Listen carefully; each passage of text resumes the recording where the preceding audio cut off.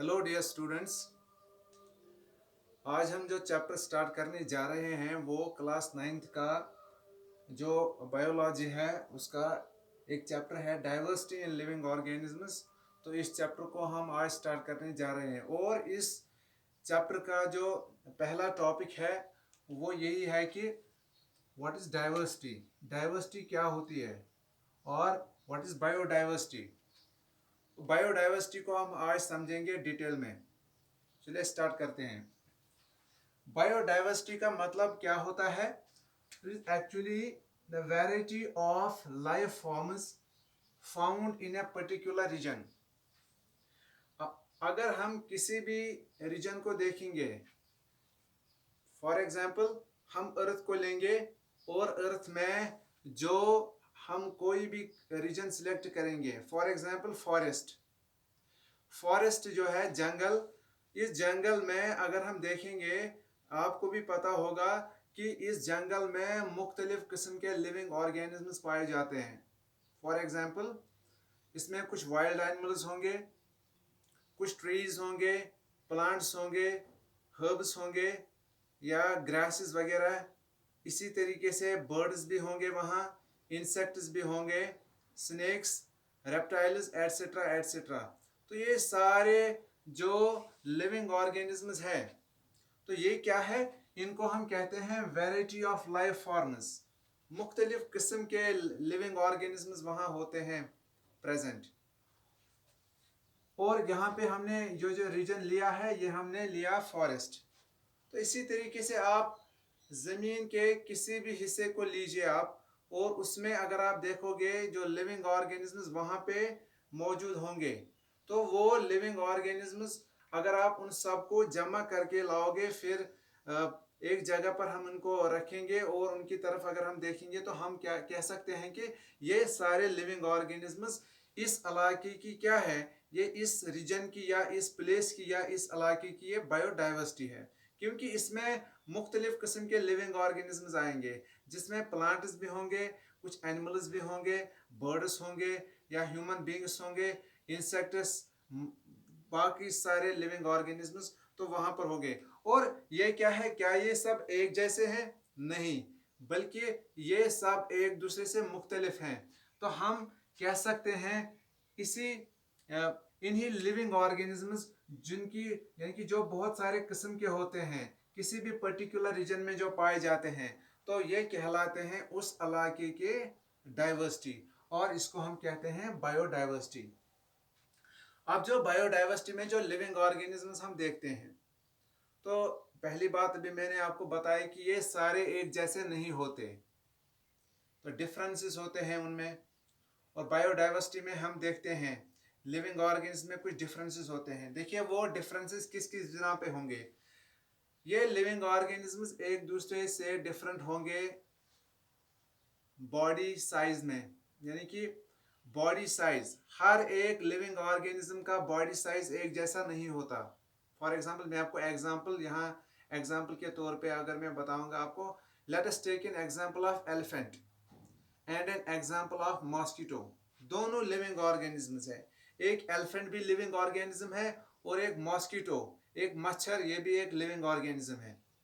दोनों बायोडाइवर्सिटी में आएंगे, यानी कि किसी इलाके में अगर ये दोनों पाए जाए तो हम ये दोनों बायोडाइवर्सिटी में आएंगे, यानी कि दोनों लिविंग ऑर्गेनिज्म है ऑब्वियसली।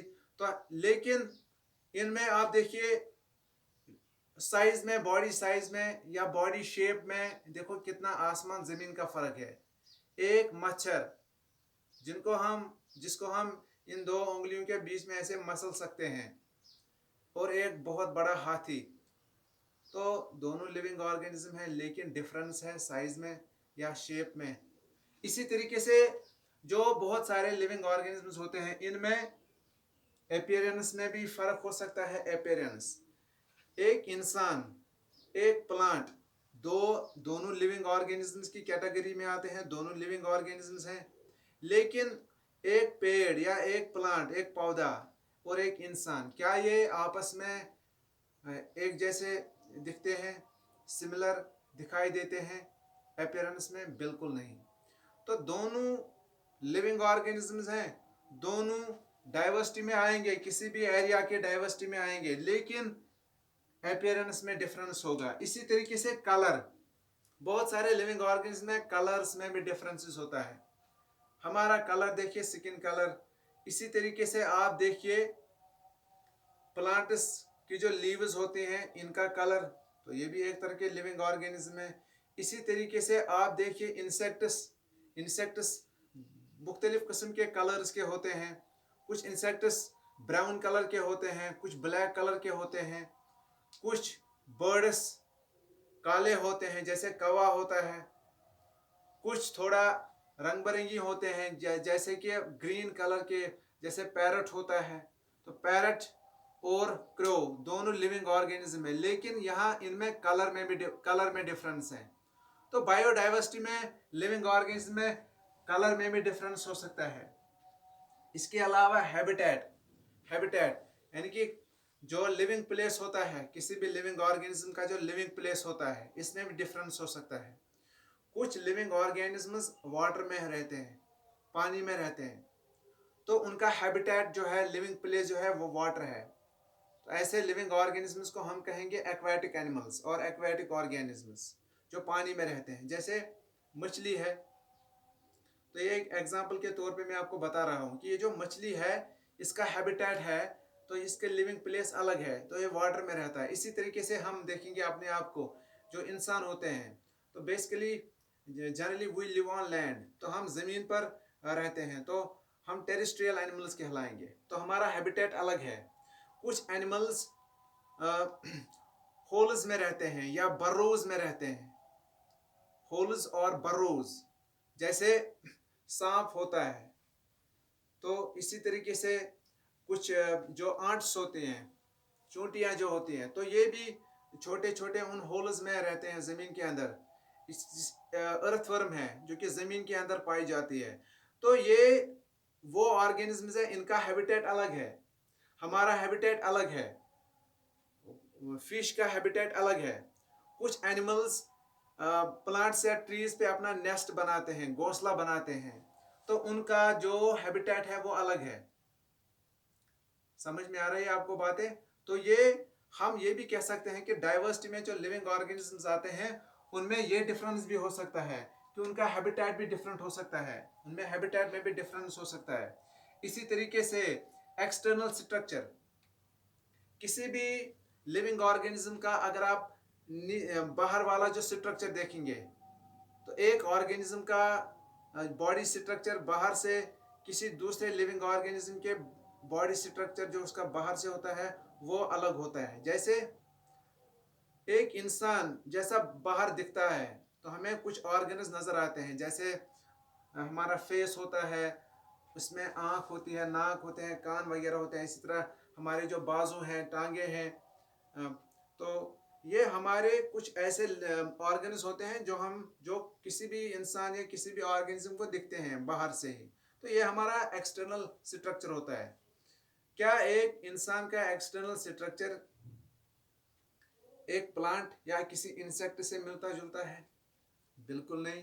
तो क्योंकि डाइवर्सिटी में देखा गया है कि डिफरेंट लिविंग ऑर्गेनिजम्स के डिफरेंट एक्सटर्नल जो स्ट्रक्चर होते हैं वो भी डिफरेंट होते हैं। इसी तरीके से इंटरनल स्ट्रक्चर, एक तो हो गया एक्सटर्नल, अब हो दूसरा है इंटरनल। जो हमारे अंदरूनी जो स्ट्रक्चर है, हमारे अंदर वाले जो अंदर के ऑर्गन्स होते हैं, बॉडी ऑर्गन्स, जैसे हार्ट है, लंग्स हैं, या जो है विंड पाइप है, फूड पाइप है, किडनीज है, लिवर है, इंटेस्टाइन्स है, तो ये हमारे बॉडी के कुछ अंदरूनी जो ऑर्गन्स होते हैं, इंटरनल ऑर्गन्स, और ये बनाते हैं हमारा इंटरनल स्ट्रक्चर। तो इसी तरीके से अगर हम किसी इंसान का की बॉडी का पोस्टमार्टम कर दें, तो उसके अंदर वाले जो ऑर्गन्स वो हमें फिर नज़र आते हैं। इसी तरीके से अगर फिर हम किसी पेड़ को काट दें यहाँ पे, और इसको भी अंदर से कटर के ज़रिए हम छोटे छोटे पीसेस में कन्वर्ट करेंगे और देखेंगे इसका इंटरनल स्ट्रक्चर कैसा है, तो फिर आप कंपेयर कीजिएगा एक इंसान का और एक पेड़ का इंटरनल स्ट्रक्चर, तो क्या ये एक जैसे होंगे? बिल्कुल भी नहीं। तो इनमें यहाँ पे भी डिफरेंस है। इसी तरीके से न्यूट्रिशन में, कि जो कोई लिविंग ऑर्गेनिज्म न्यूट्रेंट्स यूटिलाइज करता है बॉडी अपनी बॉडी को मेंटेन करने के लिए, जो वो खुराक इस्तेमाल करता है, तो कहाँ से यह हासिल करता है, उसका तरीका क्या होता है, क्या वो खुद बनाता है या वो किसी दूसरे ऑर्गेनिज्म पे डिपेंड होता है। तो ये सब आता है। एक और कैरेक्टर होता है इन लिविंग ऑर्गेनिजम्स का, न्यूट्रिशन, यानी कि the way of procuring food by different means. कुछ लिविंग ऑर्गेनिजम्स अपनी खुराक खुद बनाते हैं, खुद तैयार करते हैं, जैसे ग्रीन प्लांट्स होते हैं। तो इनका न्यूट्रिशन जो होता है, we this kind of nutrition is called autotrophic mode of nutrition, जहाँ पे कोई लिविंग ऑर्गेनिज्म जिसको खुराक की अगर ज़रूरत पड़ती है वो खुद तैयार करता है कुछ चीज़ों का इस्तेमाल करके, कार्बन डाइऑक्साइड, वाटर का इस्तेमाल करके, और क्लोरोफिल और सनलाइट की प्रेजेंस में ये सब चीज़ें इस्तेमाल करके, यानी कि कार्बन डाइऑक्साइड, वाटर का इस्तेमाल करके फिर फूड तैयार करता है, एक प्लांट मैन्युफैक्चर करता है। तो इस तरीके का जो न्यूट्रिशन होता है ये कहलाता है ऑटोट्रॉफिक मोड ऑफ न्यूट्रिशन। लेकिन बहुत सारे ऐसे लिविंग ऑर्गेनिज्म हैं जो अपनी खुराक तैयार नहीं कर सकते, लेकिन फिर वो इन्हीं ऑटोट्रॉफिस पे या प्रोड्यूसर्स पे डिपेंड होते हैं, डायरेक्टली और इनडायरेक्टली, या किसी दूसरे ऑर्गेनिज्म पे डायरेक्टली और इनडायरेक्टली डिपेंड करते हैं खुराक हासिल करने के लिए। तो ऐसे न्यूट्रिशन को हम कहते हैं फिर हेटेरोट्रॉफिक न्यूट्रिशन। तो यहाँ पे न्यूट्रिशन में भी डिफरेंस है, इसी तरीके से बिहेवियर में भी डिफरेंस है। तो ये मैं आपको कुछ बता रहा हूँ कि बायोडाइवर्सिटी का जो कंसेप्ट है, इसमें जो लिविंग ऑर्गेनिजम्स आते हैं, तो एक बार फिर हम इसको समझते हैं क्या होता है biodiversity. Variety of life forms found in a particular region. किसी भी एरिया में या किसी भी खिते में, किसी भी रीजन में जो बहुत सारे किस्म के लिविंग ऑर्गेनिजम्स आपको नजर आए, तो उन लिविंग ऑर्गेनिजम्स को कहा जाएगा, वो इस एरिया या इस खिते की क्या होते हैं, वो इसकी बायोडाइवर्सिटी होती है। और ये मैंने आपको समझा दिया कि इनमें फिर डिफरेंस किन किन फीचर्स में हो सकता है। अगर हम अर्थ में देखें, हमारी ज़मीन के अंदर या हमारी ज़मीन पे जो लिविंग ऑर्गेनिजम्स पाए जाते हैं, याद रखना कुछ फैक्ट है, ये आपको याद रखना है। About 10 million species are found on earth. लगभग 10 मिलियन के करीब जो स्पीशीज होते हैं अर्थ पे, और इन 10 मिलियन में से 1.7 to 1.8 million species have been named so फार।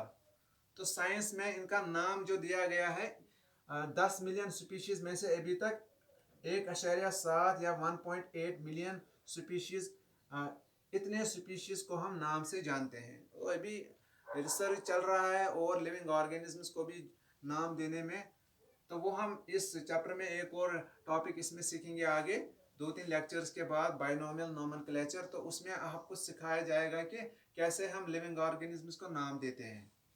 ठीक है, तो आज आप ये अगर याद रखेंगे तो ये बायोडाइवर्सिटी का कंसेप्ट है। और बायोडाइवर्सिटी में हर एक लिविंग ऑर्गेनिज्म इंपॉर्टेंट होता है।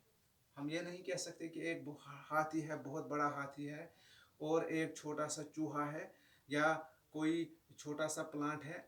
अब इस प्लांट और इस हाथी में, ये हाथी जो है ये ज़्यादा इम्पोर्टेंट है बनिस्बत इस प्लांट के, तो ऐसा नहीं है। हमारे इकोसिस्टम में, हमारा इकोलॉजिकल बैलेंस जो मेंटेन होता है नेचर में, तो उसमें सारे लिविंग ऑर्गेनिजम्स अपना अपना रोल प्ले करते हैं। तो अगले हम टॉपिक में हम पढ़ेंगे इसका एक और टॉपिक, क्लासिफिकेशन।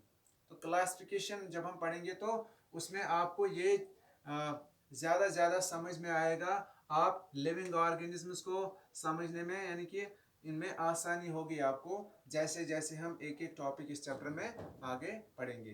तो आखिर में आप सबसे गुजारिश है कि हमारे इस चैनल को सब्सक्राइब कीजिएगा और बेल आइकन पर क्लिक कीजिएगा, ताकि आगे आने वाली जो वीडियोस हैं उनकी नोटिफिकेशंस आपको टाइम पर मिलते रहें। Thank you.